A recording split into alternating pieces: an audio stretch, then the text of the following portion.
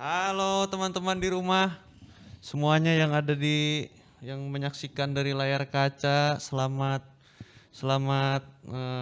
bergabung teman-teman remaja yang ada. Nah, saat ini kita kembali lagi bersama segmen lebih dekat. Nah, tapi lebih dekatnya saat ini nih menarik karena lebih dekatnya mau ngomongin tentang GKI. Jadi lebih dekat dengan GKI, Pak, gitu. Kita mau menyambut hari ulang tahun Sinode GKI dalam rangka itu, Pak. Nah, karena ngomongin GKI nih, Komisi Remaja GKI Gejayan mendatangkan langsung pakarnya. Pakarnya ini di sini ada Bapak Pendeta Paulus Lee. Monggo, Pak, perkenalkan. Halo Diri. teman-teman remaja semua, apa kabar? Semangat ya. Semangat, iya. Jadi Bapak Paulus ini adalah Bapak Pendeta di GKI Gejayan ya, Pak ya. Iya, nah itu Pak, seperti yang sudah tadi disebutkan, GKI kan sebentar lagi mau ulang tahun nih Pak, tapi mungkin ada di antara teman-teman di rumah, teman-teman remaja di rumah yang rasanya belum begitu tahu Pak GKI itu apa sih sebetulnya. GKI itu gereja, ada di mana-mana, itu apa sih sebetulnya. Nah, mungkin kita bisa itu ya Pak, ngobrol-ngobrol tentang itu. Nah, pertanyaannya nih Pak ya, tentang itu, apa sih yang teman-teman perlu? Bapak kan udah tahu banyak ya tentang GKI. Apa sih yang teman-teman di rumah perlu tahu tentang GKI? Wes, ini pertanyaannya menarik ya. Apa Nah, yang perlu diketahui teman-teman tentang GKI? Yang pertama, hari ulang tahunnya dulu. Kapan hari ulang tahunnya GKI? Ada yang bisa jawab? Nah, betul. 26 Agustus Agustus. tahun 1988. Wah, Jadi sudah tua. usianya nanti 26 Agustus tahun ini 33 tahun ya. Wah, tua Wah, juga luar ya biasa Pak ya. ya. Nah, GKI itu sebenarnya berasal dari tiga gereja yang menyatu. Hmm, Pertama dari gereja-gereja ceritanya ya. Di beberapa gereja di Jawa Timur tumbuh sekitar tanggal 22 Februari tahun 34 tumbuh gereja-gereja di Jawa Timur, disebut ya GKI Jawa Jawa Timur. Timur. Lalu di Jawa Tengah juga muncul sekitar tanggal lahirnya tanggal 8 bulan 8 tahun 45. Wah, 45. Di Jawa Barat juga muncul gereja-gereja Oh, iya. 24 Maret tahun 40. Nah, gereja-gereja tadi lalu bertumbuh menjadi tiga gereja-gereja yang semula namanya Tionghoa Kitokowe. Oh, Nah, lalu setelah itu mereka tahun 50-an menjadi berganti nama menjadi Gereja Kristen Indonesia. Kenapa berubah menjadi Gereja Kristen Indonesia? Karena memang punya misi dan punya semangat keindonesiaan. Lahir di Indonesia untuk Indonesia. Karena itu meninggalkan suasana kesukuan. Tadinya kan Tionghoa Kitokowe untuk orang-orang Tionghoa atau etnis Tionghoa. Sekarang menjadi nasional untuk seluruh suku, untuk seluruh warga bangsa Indonesia bahkan dari manapun, maka menjadi Gereja Kristen Indonesia. Sejak itu terus berproses pada penyatuan yang finalnya penyatuannya tanggal 26 Agustus 1988. Nah, maka tanggal lahir penyatuan GKI dan luar biasa loh. GKI itu ada banyak jemaat. Nah, ada yang bisa menduga. Ada berapa gereja GKI di Indonesia? Wah, banyak sekali ya. Lebih dari 230 jemaat. Nah, lebih dari 230 jemaat. banyak, Karena Mas. kan terus ada terus yang menjadi dewasa. Yang Iya. dewasa nih ya. Ada 19 klasis. Ada 3 sinode wilayah yang semula tadi di Jawa Timur menjadi GKI Sinode Wilayah Jawa Timur, yang di Jawa Tengah menjadi GKI Sinode Wilayah Jawa Tengah, yang Jawa Barat GKI Sinode Wilayah Jawa Barat, lalu menyatu menjadi Sinode Am GKI. Ya, itu yang teman-teman harus tahu ya. GKI untuk Indonesia. Mantap, mantap. Jadi Sinode Am ya Pak ya. Sinode Am yang membawahi GKI-GKI di Jawa Tengah, Jawa Barat, Jawa Timur. Terus di bawahnya ada Sinwil ya Pak.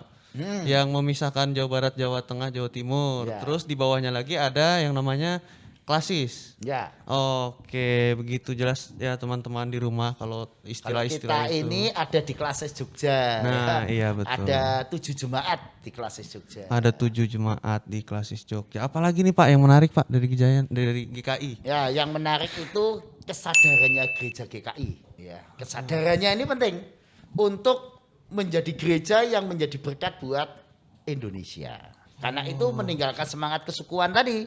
Jadi gereja nasional. Itu yang pertama. Yang kedua, yang menarik adalah ajarannya. Wah. Wah, apa tuh Pak? Ajarannya gereja GKI itu kita menyebutnya ajaran gereja yang sehat. Ya, artinya kita mendalami Alkitab secara dengan pendekatan yang kontekstual, yang modern dan sehat sehingga kita sangat bisa bekerja sama, berdialog dengan semua orang di sekeliling kita, termasuk dengan keyakinan yang lain. Nah, tentu saja ajaran ini didukung oleh para pendeta dan para teolog yang berasal dari sekolah-sekolah teologi yang qualified. Ya, contohnya nih. Wah, mana tuh Fakultas Pak? Teologi dari Universitas Kristen Duta Wacana. Oh, itu kan oke. terakreditasi ya. Terakreditasi. Jadi qualified. Termasuk dari STT Jakarta, Sekolah Tinggi Teologi Jakarta. STFT ya, Pak, sekarang. STRT. Ya. Sekolah Tinggi. Termasuk Fakultas Teologi Universitas Kristen Satya Wacana. Iya. Ya. Ada lagi beberapa yang berasal dari Sekolah Alkitab Asia Tenggara, Asia Tenggara, saat ya di Malang. Malang. Termasuk ada beberapa juga dari ITA Batu. Artinya para teolog dan pendetanya itu berasal dari sekolah-sekolah teologi yang betul-betul punya kualitas yang bagus. Oh, Diakui pemerintah, terakreditasi. Dengan demikian pengajarannya pun juga sehat. Ya, tidak pengajaran yang dan tanda petik ya mungkin membingungkan ya atau yang tidak seperti yang seharusnya, tapi belajar Alkitab dengan cara yang bertanggung jawab. Itu yang menarik kedua. Iya. Ya, yang ketiga yang menarik liturgi kebaktiannya. Wah. Di seluruh GKI di Indonesia liturginya itu punya ordo yang sama. Ya, ada 4 ordo liturgi. Semua sama di GKI, nggak ada yang beda ya. Satu liturgi pertama disebut gathering atau panggilan. ya. Setelah itu pelayanan firman, lalu pelayanan meja atau table, lalu pengutusan. Oke. 4 ordo ini di semua gereja GKI sama. Dengan demikian kalau kita lihat ke gereja GKI yang satu ke yang lain, ya liturginya hampir sama. Ya ada variasi dikit, tapi pada umumnya sama. Lah lebih hebat lagi, kalau saudara dan saya berjemaat di gereja GKI, bacaan Alkitabnya itu kita mengikuti lectionary. Oh. Ya. Bacaan lectionary Alkitab kita itu dibuat tidak main-main. Itu dibuat oleh 800 konsultan gereja-gereja di seluruh dunia. Wah. Dan Ekumenis itu ya, Pak? ekumenis. Ah, Nah, ah. karena itu menghasilkan bacaan yang diterima gereja-gereja di seluruh dunia. Gereja-gereja Anglikan, Presbyterian, Roma Katolik, gereja-gereja Calvinis, gereja-gereja macam-macam Metodis misalnya. Jadi misalnya nih, hari ini saya di Jogja, kebaktian di Gejayan, minggu depan saya keluar kota. Enggak usah takut, bacaannya nyambung. Bacaannya sama ya. Ke betul. gereja yang Nyambung. mainstream sama. Iya, Ke gereja kota atau negara lain minggu depan nyambung lagi. Karena ini bacaan sistematis yang diterima oleh gereja-gereja besar di seluruh dunia. Nah, itu kelebihannya. Termasuk yang salah satu kelebihan kita adalah organisasi gereja GKI itu menyatu. Karena itu tidak kita dengar, gereja GKI pecah misalnya. Tetap pecah-pecah, ya tidak terdengar ya. Tidak terjadi perpecahan, melainkan kesatuannya itu yang menonjol. Saya kira itu. Kesatuan. Termasuk sekarang yang baru menjadi sangat populer di kalangan gereja GKI adalah ibadah-ibadah etniknya. Wah, itu menarik Ya, tuh ya, Pak ya. karena tidak berdasarkan pada satu suku. Pada semua suku, maka ibadah-ibadah etniknya itu keren banget. Wah. Mantap. Ya, itu keunikan GKI. Iya, namanya aja GKI ya Pak, Gereja Kristen Indonesia, bukan Gereja Kristen di Indonesia. Ya, bukan. Ya, Menunjukkan identitas ya Pak. identitas. Rasanya sih dari pemilihannya begitu, pemilihan katanya. Menarik. Apalagi ada lagi Pak yang menarik ya atau yang menurut Bapak deh, menurut Bapak pribadi menarik dari GKI itu apa sih Pak? Ya tadi sudah saya lanjutkan ya. Tadi kan sudah menarik banyak ya. Tadi soal misinya tadi ya, nasional dan untuk Indonesia. Iya. Tadi soal para teolognya yang dari sekolah yang qualified dengan pengajaran yang sehat. Liturginya yang seragam, kurang Seragam, lebih. kompak ya, Pak? Kompak. Kompak. Dan ekumenis. Ekumenis, ya. betul. Leksionarinya juga ekumenis. Organisasinya menyatu. Tapi juga yang menarik adalah supaya kita kompak menyatu, kita punya tata gereja yang sama. Oh, Wah, tata oke. gereja itu kalau di organisasi umum disebut anggaran dasar dan anggaran rumah tangga. Lah, kalau di kalangan kita disebut tata gereja dan tata laksana GKI. Ya, itu menyatukan kita. Jadi misalnya aturan di gereja GKI di Jogja, di gereja kita Gejayan, dengan gereja GKI di Jakarta atau di Surabaya sama. Sama. Prosedur mau menikah sama. Prosedur-prosedurnya semua sama karena semua memiliki tata gereja yang Sama. satu. Nah, itu menarik. Termasuk yang tidak kalah menariknya tadi saya katakan ajaran yang sehat. Oh, menarik menurut Bapak paling menarik itu Pak ya? Iya, ajaran sehat itu misalnya ya, ini contoh ya. GKI memandang ilmu pengetahuan itu bukan sesuatu yang negatif. Kemajuan negatif. Ada ya, ada kelompok orang atau kelompok organisasi atau teologi tertentu yang memandang negatif terhadap pengetahuan. Oh, iya. Negatif terhadap kemajuan zaman.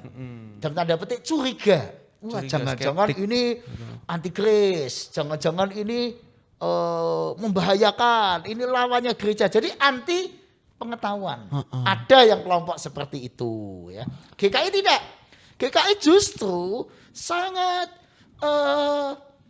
Terbuka Pak? terbuka, tapi bukan sekedar terbuka, lebih tepat sangat kritis. Kritis ya, benar. Memakai itu dengan kritis artinya yang baik kita ambil, yang tidak cocok dengan semangat Alkitab ya tentu tidak kita ambil.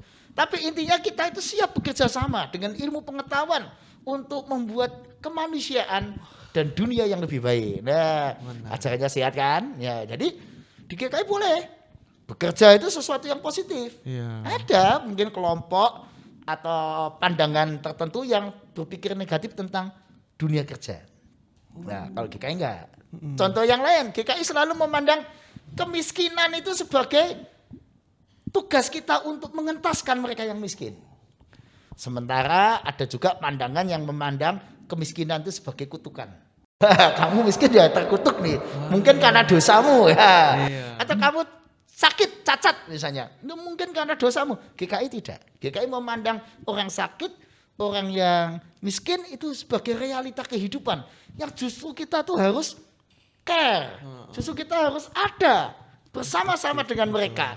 Menghibur, menguatkan, dan itu bukan kutukan. Nah, jadi ajarannya sehat. Oh, masih banyak lagi ajaran yang sehat. Masih Tinggal banyak, tanyanya apa. Betul. Ya. Betul. Tapi kalau yang paling membedakan Pak dari GKI dengan gereja yang lain tuh apa sih Pak? Kalau paling membedakan ya namanya. Namanya? Gereja Kristen Indonesia ya. Iya. Dibanding gereja lain. Tapi kalau ajarannya tentu ya tidak 100% berbeda secara tegas. Tapi dari sekolah teologinya, dari pemikiran-pemikiran teologinya yang selalu melihat Alkitab sebagai satu kesatuan. Ya. Jadi Alkitab tidak lihat dari satu ayat. Ya. Tapi lihat dari satu kesatuan Alkitab, berita Alkitab sebagai satu kesatuan, lalu melihat konteks secara holistik, maka itu menjadi sebuah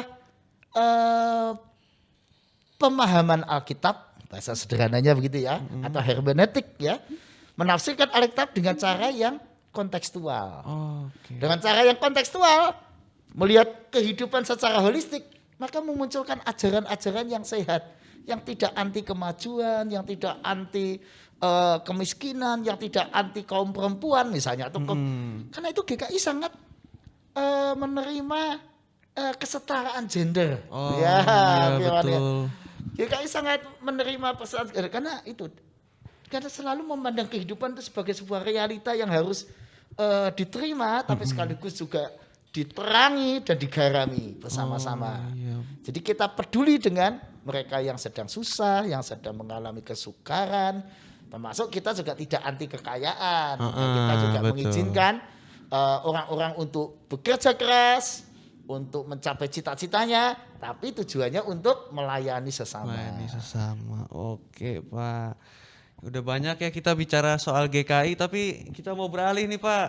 Beralih ke pembahasan yang lebih personal untuk mengenal sosok Pak Pendeta Paulus ini. Boleh, ya kan? boleh ya. Teman-teman juga mungkin di rumah penasaran nih, apa sih, Pak, yang bikin Pak Pendeta Paulus ini memilih gitu untuk menjadi pendeta di GKI? Nah, kalau itu sebenarnya bukan memilih ya, Oh, nggak karena memilih, saya kebetulan waktu SD sekolah di sebuah sekolah SD Kristen 2 di Semarang. Oke. Di SD itu ada sekolah minggu GKI. Nah, jadi saya karena sekolah di SD itu kemudian saya sering ke sekolah minggu GKI. Selesai itu saya aktif di komisi remaja GKI Karangsaru. Nah, karena GKI Karangsaru otomatis ketika saya ingin menjadi pendeta, saya taunya GKI. GKI ya, karena memang dari dulu dari Iya, GKI, Pak. dari lahirnya saya ada di GKI. Sampai sekolah minggu, remaja, dan seterusnya GKI. Walaupun saya sebenarnya betul-betul baru bertobat atau menerima Kristus pada waktu saya SMP. Karena sebelum itu saya memang punya keyakinan yang lain. Oke. Iya. Nah, kalau itu untuk jadi pendeta tuh gimana sih, Pak, latar belakangnya Bapak sendiri? Untuk menjadi pendeta, kalau saya nih pengalaman saya. Oke. Iya, sepengalaman Bapak. Pengalaman saya pertama ya lewat pergumulan yang panjang. Ya jangan cepat-cepat membuat kesimpulan. Wah, betul. Ya membuat pergumulan yang panjang, bertanya kepada Tuhan setelah ada dalam hati ya keinginan ya. Lalu saya yang paling penting waktu itu adalah konsultasi dengan pendeta-pendeta, diskusi pendeta-pendeta. Kok saya pingin sekolah teologi ya? Dialog dengan mereka, dialog. Lalu mereka tuh nanti mengarahkan, memberi kita penjelasan. Ini loh harus kamu pikirkan. Nah, lewat dialog-dialog itulah saya makin mantap. Lalu mulai diarahkan tahap-tahap untuk menjadi calon pendeta betul. GKI. Ya, saya kira itu. Berarti melibatkan ini juga ya, Pak, melibatkan gereja juga untuk bergumul Iya. itu. Jadi kalau jadi pendeta Konsultasi. GKI tidak bisa tidak kita harus melibatkan gereja. Nah ini ya ada nggak yang ingin jadi pendeta ya? Saya informasikan Itu dia. caranya ya caranya. Pas. Ya. Itu Yang pertama teman-teman harus sudah 2 tahun CD. Ya, jadi kalau belum 2 tahun CD belum, minimal 2 tahun CD. Oke. Setelah itu minta rekomendasi ke majelis jemaat gereja setempat. Gerejanya, misalnya kalau saudara di GKI Gejayan ya bilang majelis jemaat Gejayan, salah satu penatua atau pendetanya tadi konsultasi, minta surat rekomendasi. Nanti oleh gereja GKI setempat, majelisnya ngirim surat rekomendasi ke sinode. Nanti sekalian daftar untuk tes. Ada tes tesnya. awal, ya tes awal sebagai calon mahasiswa teologi asal GKI. Ya. Mahasiswa kader GKI. Nah, lalu setelah tes diterima atau dinyatakan boleh melanjutkan, lalu kita baru daftar sekolah teologi. Seperti yang kita inginkan. Nah, begitu kita masuk sekolah teologi, kita otomatis dibimbing oleh GKI. Karena kita adalah mahasiswa kader GKI. Nah, setelah lulus kita akan masuk di dalam program persiapan calon pendeta atau program persiapan kependetaan. Ya. Ada pembinaannya lagi ya, Pak ya? Betul. Ada proses persiapan pembekalan untuk kependetaan.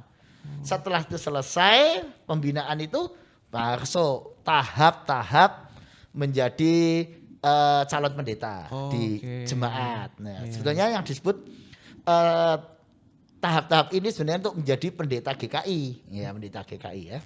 Tahapnya yang pertama perkenalan di sebuah jemaat. Setelah perkenalan antara 6 bulan sampai 9 bulan, saya itu masuk tahap orientasi. Oke. 1 sampai 2 tahun, saya itu masuk tahap pemanggilan. Kalau sudah pemanggilan selesai, nanti ada percakapan gerejawi, lalu tahap penahbisan. Nah, jadi rupanya setelah lulus sarjana teologi masih cukup panjang ya. cukup Untuk panjang. jadi pendeta masih cukup panjang. Tapi dinikmati saja ya. Heeh. Enggak dibiarin juga kan Pak, tetap ada di bimbingan gereja Iya, ya Pak ya. betul. Tetap Menjadi kader calon pendeta GKI. Heeh. Ya, nanti setelah itu jadi pendeta GKI Oh, yang berbasis pada jemaat. Jadi saya ini pendeta GKI. Ya. iya. Bukan pendetanya GKI Gejayan, bukan. Oh, Ya, iya, pendeta betul. GKI, tapi berbasis jemaat GKI Gejayan.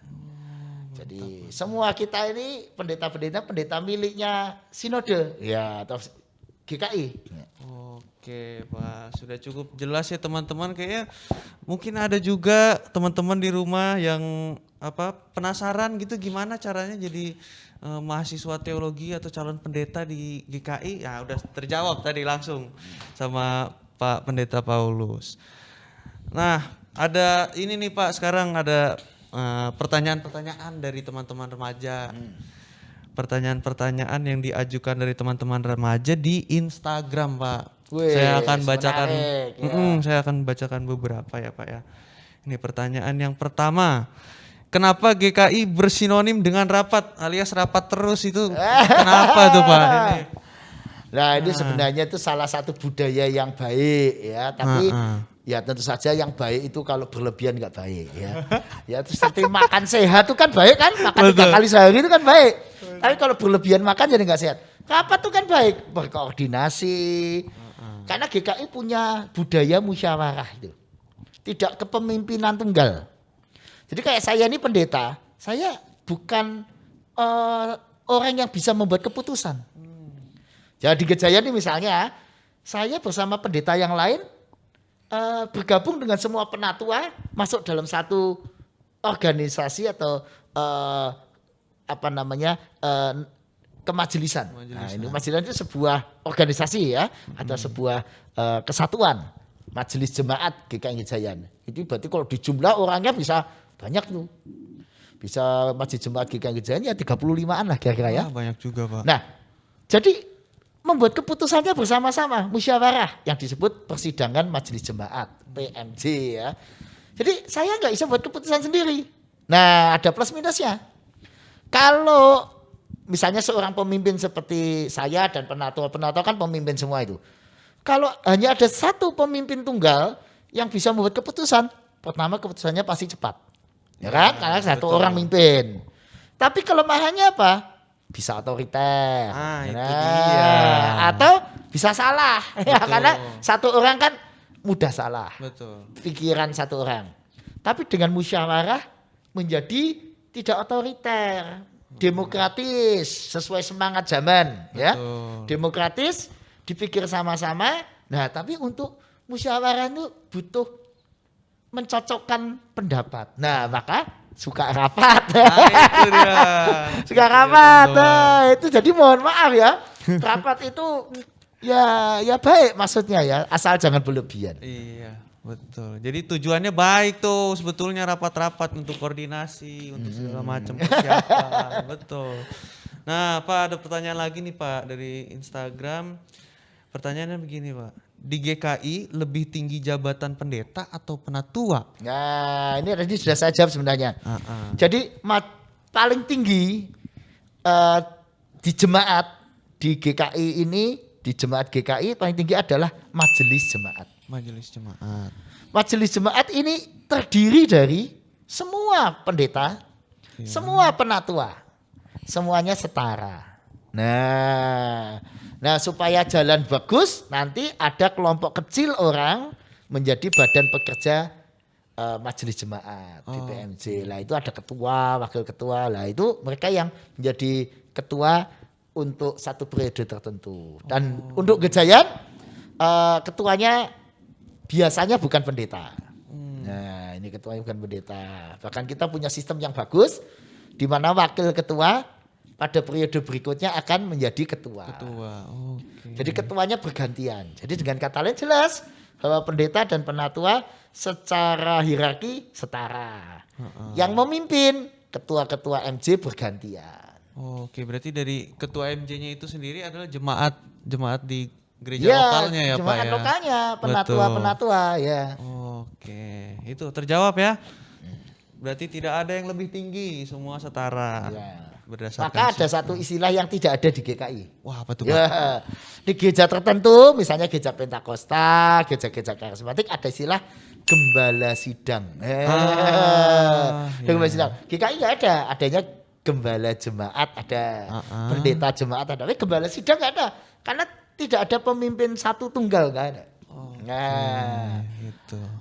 kan di gereja tertentu ada ya pemimpin utama ya, satu senior yang paling utama. Di GKI nggak ada, semua setara.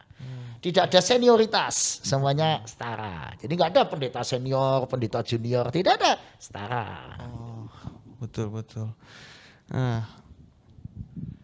Nah, ini ada pertanyaan lagi Pak dari Instagram, katanya ceritain sejarah GKI dong Kak. Wah, udah terjawab ya Pak ya. Tadi sudah sejarah GKI ya. Udah terjawab. Sejarahnya menarik kan?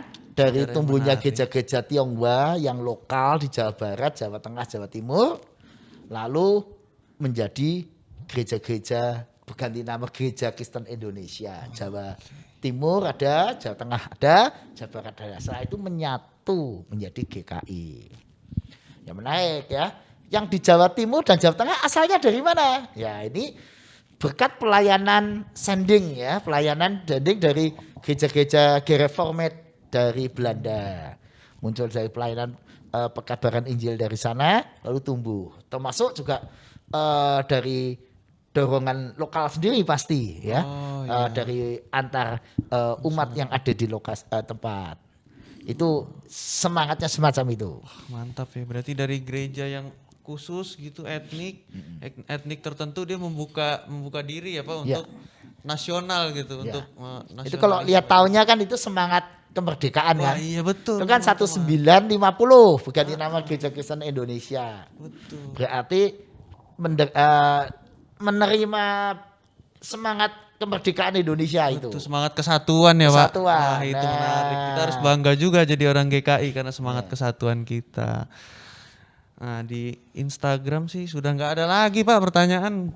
Nggak begitu banyak pertanyaannya. Tapi rasanya sih sudah cukup jelas dari penjelasan Pak Paulus ya tentang GKI seperti apa. Kita jadi mengenal, kita jadi tahu tadi ada istilah baru Pak mungkin buat teman-teman klasis, sinwil. Wah, itu istilah-istilah yang akhirnya pada hari ini kita belajar gimana kita mengenal juga GKI, sistemnya ya Pak. Ya, betul. Menarik sekali. Apa ada lagi Pak? Nah, yang pesan dari saya teman-teman sekalian, mari kita cintai gereja kita GKI ini. Ya, dan menarik karena GKI ini kan berjejaring dengan gereja-gereja setempat atau daerah ya. Dengan GKI, dengan GKI Irja, dengan gereja Sulawesi, Gemit, Gemim, semuanya kan Terkoneksi ya Pak ya? terkoneksi, jejaring. Makanya GKI sangat terbuka untuk bekerja sama dengan semua gereja-gereja yang ada di Indonesia. Karena kita kan masuk di dalam Persekutuan Gereja-Gereja di Indonesia, PGI. Ya. Dan kita juga mengakui pengakuan iman bersama PGI. Jadi akhirnya orang yang dibaptis di gereja X, ya, gereja lain, selama dia mengakui pengakuan iman bersama di PGI, dia pindah ke GKI misalnya, atestasi ke GKI, ya dia tidak dibaptis lagi, tidak ada baptisan ulang. Sebaliknya GKI kalau ke gereja tersebut juga tidak dibaptis lagi, karena sama-sama sudah mengakui sebagai sesama gereja. Ada kerjasama yang baik antara gereja GKI dengan gereja-gereja daerah. Nah, karena itu buat teman-teman yang asalnya dari Sulawesi, wah, kuliah di Jogja, ya masuk GKI aja boleh. Ya. Sini kan nggak ada gereja Sulawesi. Yang asalnya dari Papua, ya Jogja, ya GKI cocok ya, karena kita itu bermitra, bekerja sama dengan gereja-gereja tersebut.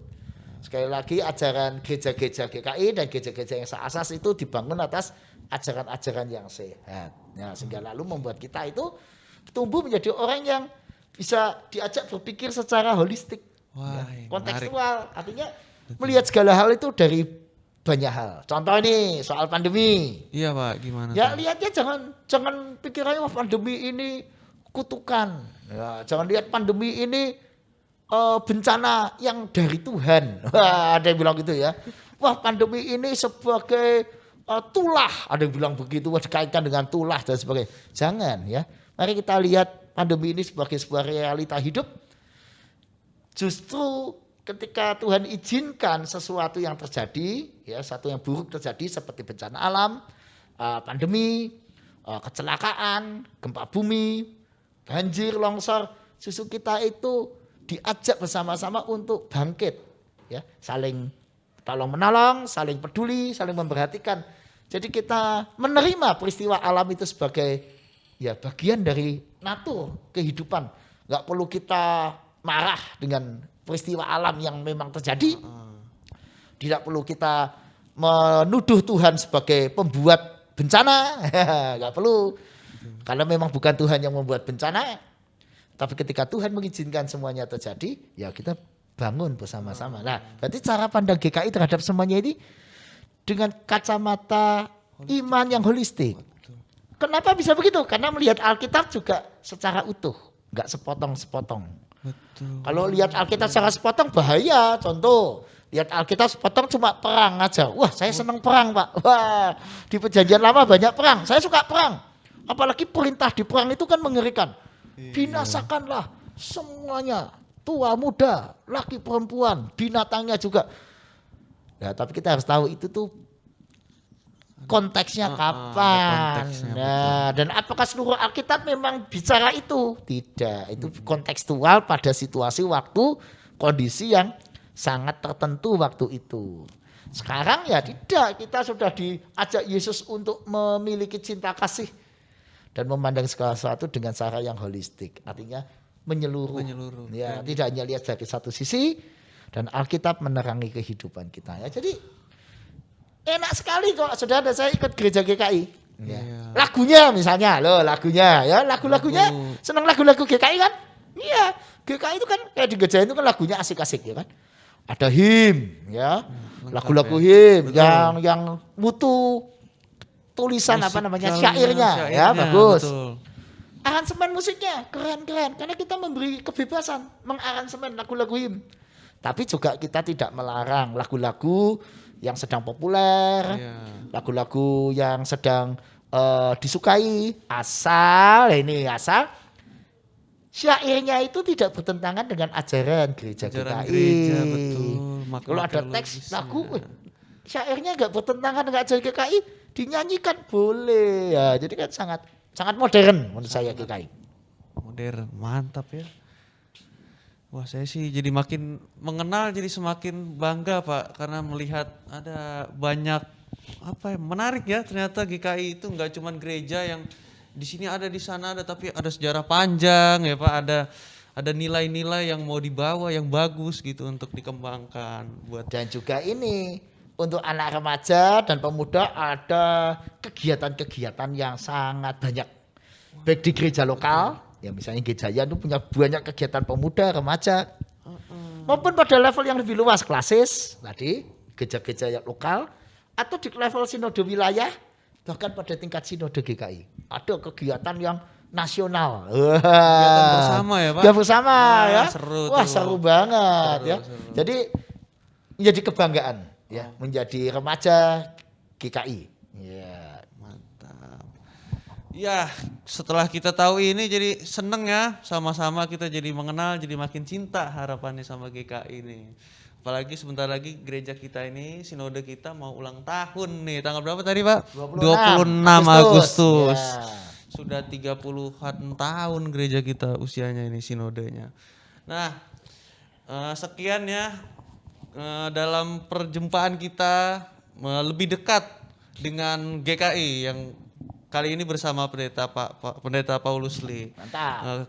Sampai bertemu di konten selanjutnya, tapi jangan lupa teman-teman remaja, teman-teman remaja GKI Gejayan khususnya untuk ikut persekutuan di minggu yang akan datang di hari Jumat jam 4 Pak, ya kan?